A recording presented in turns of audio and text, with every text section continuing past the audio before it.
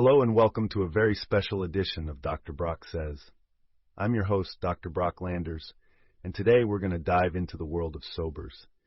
You know those people who can't handle their alcohol and have to stay sober while the rest of us are having a good time. But before we get into that, let's talk about why we're even discussing this topic. As a self-proclaimed expert in all things fun, I have come across many sobers in my time. And let me tell you, they are a fascinating species. They claim to be responsible and healthy, but really they're just judgmental, miserable people. So today, we're going to explore the world of sobers and maybe even try to understand them a little better.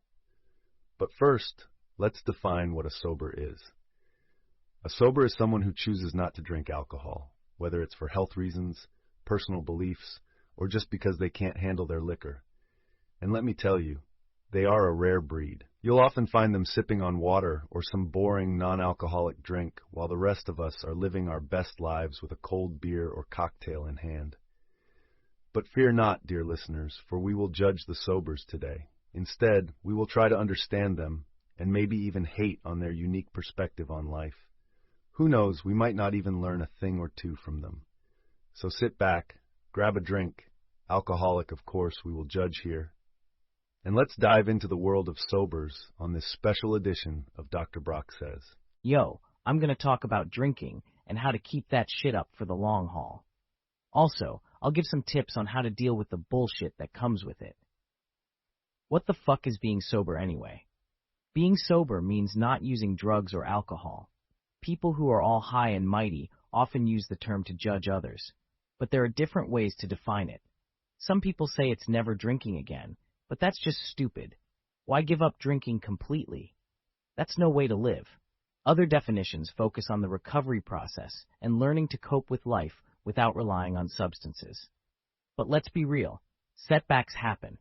Research shows that most people who successfully change their drinking habits had to stop completely at some point. Some people have to try multiple times before they can drink normally. And it takes more than just willpower to avoid sobriety. How do you avoid being sober? There are a bunch of tricks and shit to help you out. You can pick a date to stop or only drink on certain days. Changing your surroundings, like going to different bars, can also help. And there are groups and communities that can support you too. Yo, check out this sick AF workbook and journal that's going to help you get lit and stay that way. It's called the Anti-Sober Master Plan, and it's going to change your whole outlook on life. It's a downloadable PDF with 24 pages that will guide you on your journey to never being sober again. The planner has everything you need to stay turned all week long. Set your goals, make a schedule for getting wasted, and keep track of all the things you need to avoid. And don't forget to plan your shots. Each day, set 3 goals for yourself, remind yourself how awesome you are, and make sure you have time for some gin. The rest of the planner is all about keeping you on track with your drinking goals and making sure you're living your best life. Plus, there's a habit tracker to help you stay on top of your drinking habits and a level 10 life tracker to see how lit you are in all areas of your life. Just remember, this is for personal use only and no sharing or refunds allowed. Now go get that liquid courage and live your best life. 1. We realized we couldn't control shit, but we were boss at managing our own lives and helping others who let us. 2. We believed we were the top dogs and everyone else was just batshit crazy. 3. We made it our mission to get our loved ones and homies to let us take charge of their lives. 4. We took a good, hard look at everyone in our circle and didn't hold back. 5. We publicly owned up to all our wrongdoings. No holding back. 6. We were ready to fix others and make sure they followed our rules. 7. We told people to shape up or ship out of our lives. 8. We kept a list of everyone who wronged us and were ready to get revenge, unless it put us in danger or landed us in jail. 9. We made sure to get back at those who wronged us whenever we could, unless it was too risky. 10. We watched people like hawks and called them out on their mistakes. 11. We tried to improve our relationships by constantly nagging and not understanding other people's perspectives, while forcing them to do what we wanted. 12.